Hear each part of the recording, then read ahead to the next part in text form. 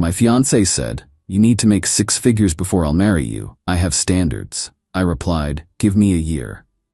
11 months later, I hit 6 figures and proposed to her sister instead. The wedding invitation she received in the mail included a thank you note for the motivation. Original post: I, 31 male, was with Veronica, 29, for 5 years. We got engaged 2 years ago when I was making around $65K as a systems analyst. Not rich, but comfortable. We had a small apartment, went on weekend trips, never struggled with bills. I thought we were happy. Then last year, everything changed. We were at her parents' house for Sunday dinner. Her dad asked about wedding plans. Veronica laughed. "We're waiting until Jason gets his finances in order." I nearly choked on my pasta. "My finances are fine." She patted my hand like I was a child. "Babe, you make 60-something thousand. That's not marriage material. I need security." Her mom nodded. "Veronica's right. A man should provide properly." "I'm not marrying someone making under 6 figures, Veronica announced. "I have standards. My friends' husbands all make at least that." Her younger sister Elena, 26F, looked uncomfortable. "That's kinda harsh." "It's realistic," Veronica snapped. "Jason, you understand, right? I deserve a certain lifestyle." I sat there stunned. 5 years together. I'd supported her through her failed MLM ventures, her influencer phase where she spent thousands on equipment for 200 followers. Now I wasn't enough? So what? The engagement is conditional? Don't be dramatic, just motivate yourself, get promoted or something. Her dad, Robert, chimed in. "Son, she's got a point. Man up, earn more." I looked around the table. Only Elena seemed sympathetic. "Give me a year," I heard myself say. Veronica beamed. "See, that's the spirit. 1 year to hit 6 figures, then we plan the wedding." That night, Veronica showed me a spreadsheet of her friends' husbands' salaries and what they provided. Dave made $130 and bought Ashley a Mercedes. Brian made $200K and they had a vacation home. "This is what I need," she said. "Minimum." I asked what she brought financially. She made about $30 as a part-time boutique manager. "I bring myself," she said, dead serious. "That should be enough." Update 1. 6 months later. Been working my ass off. Not for Veronica anymore though. For myself. See, that dinner woke me up. Started applying everywhere, teaching myself new programming languages at night, getting certifications. The hustle was real. 60-hour weeks, weekend courses, the whole deal. But something else happened. Elena started checking in on me. At first, just texts. "Hey, sorry about dinner." V was out of line. Then she'd bring coffee to my office when she knew I was working late. We'd talk. She was getting her MBA, working full-time, saving to buy her own place.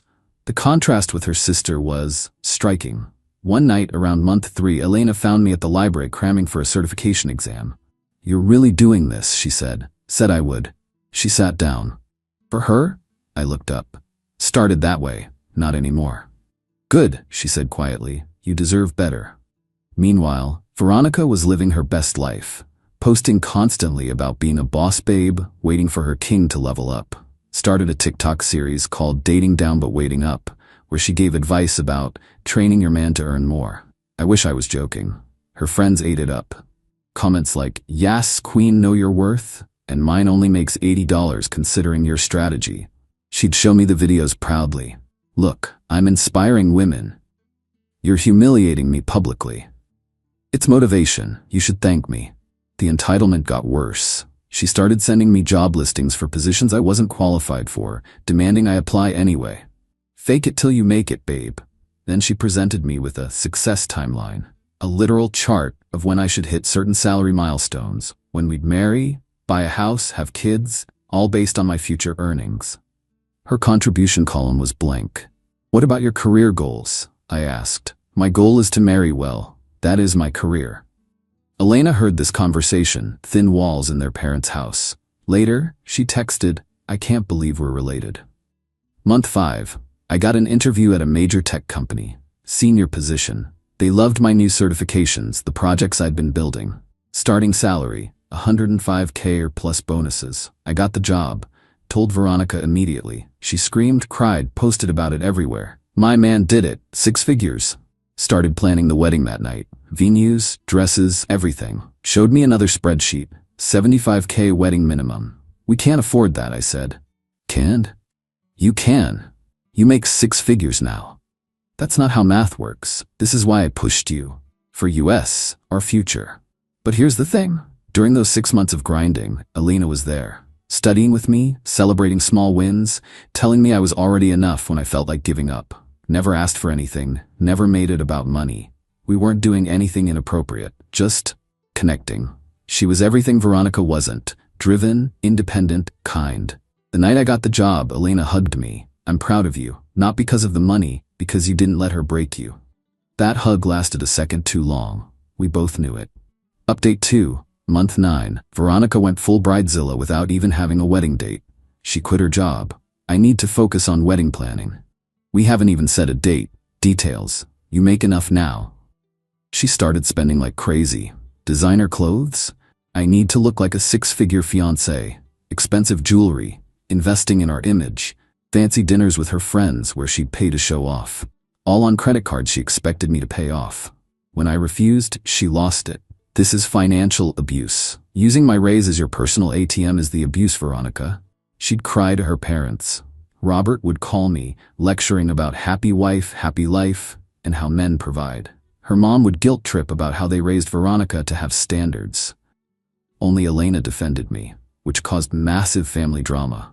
One dinner, Veronica announced she'd put deposits down on 3 venues for me to choose from. $5,000 each, non-refundable. With what money? I asked. Our savings. You mean my savings? Alina spoke up. V, you can't just spend his money without asking. Stay out of this. You're just jealous because you're single and bitter. I'm single by choice, and at least I'm not a gold digger. Veronica threw wine at her. Actual wine. Elena dodged. It hit the wall. You've always been jealous of me, Veronica screamed. The prettier sister, the one who gets attention. I have a master's degree and own my condo, Elena said calmly. You live with your boyfriend and your only life goal is marrying rich. Who's really winning here?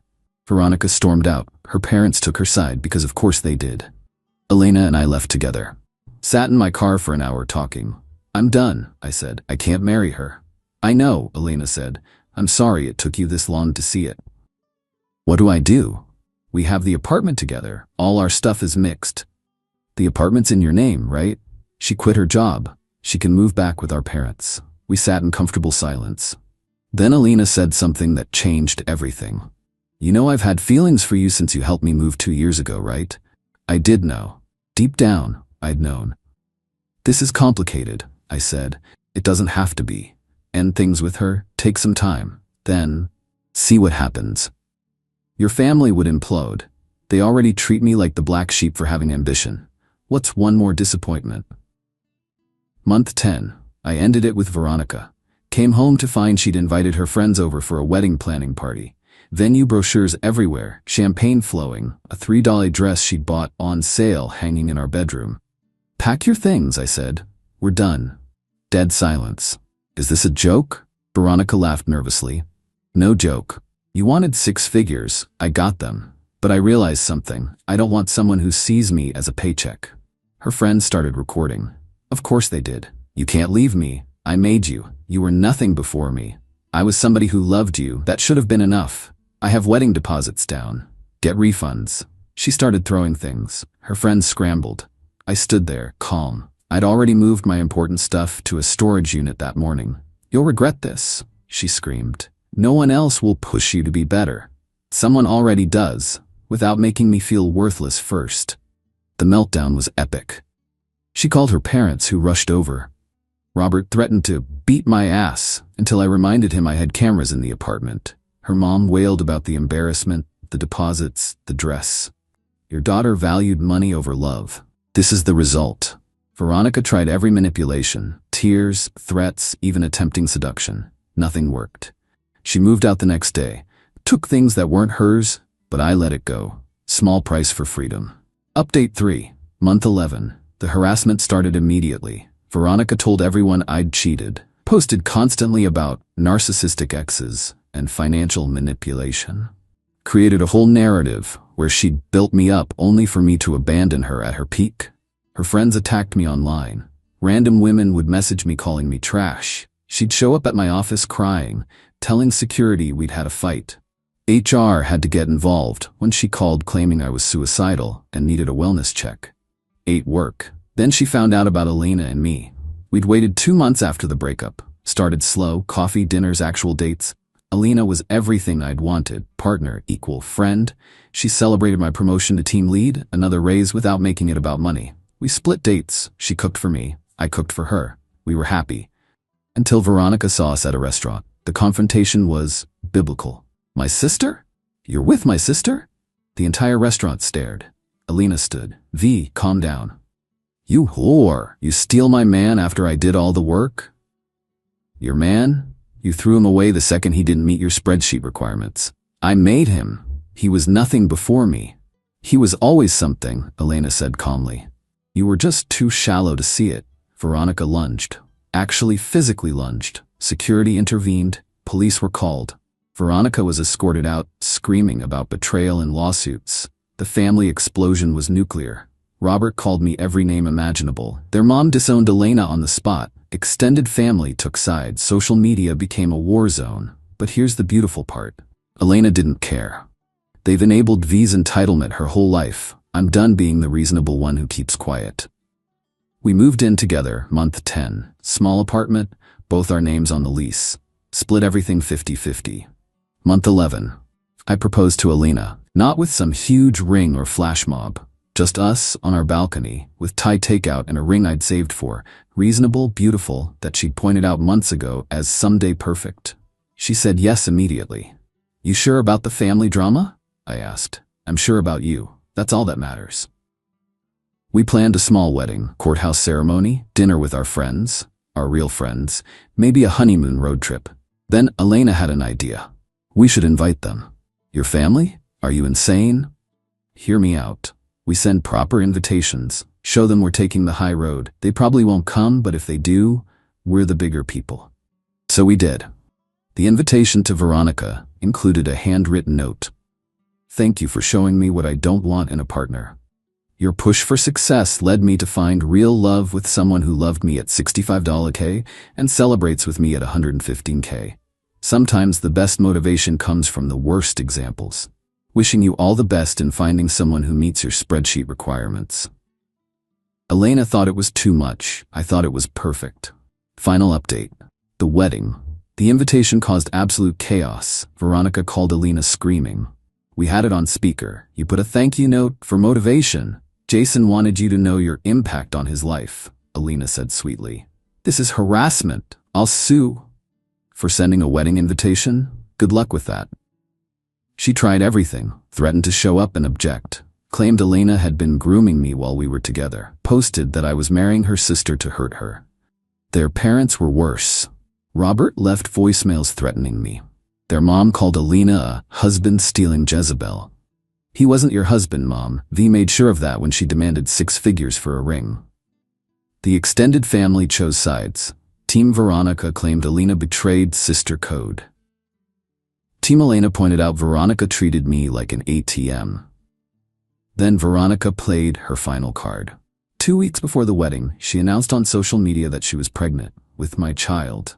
From our last night together, that never happened. The post went viral in our social circle. Praying for my baby who'll grow up watching daddy marry my sister. Elena laughed, actually laughed. She's really doing this? I was panicked. What if people believe her? Then we demand a paternity test, which she'll never agree to because she's lying. Sure enough, when I publicly commented, happy to take a paternity test immediately, the post disappeared. Suddenly she'd lost the baby due to stress, and I was a monster for questioning a grieving mother. Elena's response was brilliant. She posted our actual timeline, when we broke up, when we started dating, with receipts. Then added, interesting how the pregnancy appeared right before our wedding and disappeared right after a paternity test was mentioned. The wedding day came. Small courthouse ceremony. 20 people who actually cared about us. Elena looked stunning in a simple dress that she bought herself and looked better than any designer gown. We'd reserved a private dining room at our favorite restaurant. Walked in to find Veronica sitting at the bar. You came, Elena said. Wanted to see the train wreck, Veronica slurred. Clearly drunk. V, you need to leave. Why? Can't a girl get a drink while her sister marries her ex? Security was already moving, but Elena stopped them. You know what? Stay. Watch. See what an actual partnership looks like. We had our dinner. Speeches from friends about real love, partnership, growth. My best man talked about how Alina made me better without making me feel less than. Elena's best friend talked about how she'd never seen her so happy. Veronica watched it all from the bar. Saw her parents walk in, see her drunk, see us happy, and walk back out. Saw how Elena and I looked at each other. Saw what she'd thrown away for a salary requirement. She left before cake, but not before approaching our table. You were right, she said to me. You were somebody at 65K. I was just too stupid to see it. No, I said. You saw it. You just decided it wasn't enough. She looked at Alina. Take care of him. We take care of each other. That's the difference. Veronica left. Posted one final thing that night. Congratulations to my sister. She won. Elena commented, it was never a competition. You were playing alone. That was 6 months ago. Veronica's still single, living with their parents, working retail, posting about knowing her worth while sliding into DMs of any guy with a nice car. Their parents came around after seeing how happy Alina and I are. Robert actually apologized. Their mom still makes passive-aggressive comments, but she's trying. Elena got promoted to director at her company. I'm now making $125 as a tech lead. We bought a modest house, have 2 dogs, split everything down the middle. Sometimes Veronica texts me. Always variations of I made you who you are. I never respond. The truth is she did motivate me, just not how she intended. She showed me what not to want, what not to accept, what not to become. She pushed me to grow, and in growing, I outgrew her. Elena and I sent her a thank you card on our first anniversary. Inside it said, thanks for setting the bar so low that true love looked like high jump, E&J. Petty? Maybe. Satisfying? Absolutely. She blocked us both after that. Finally, best wedding gift ever.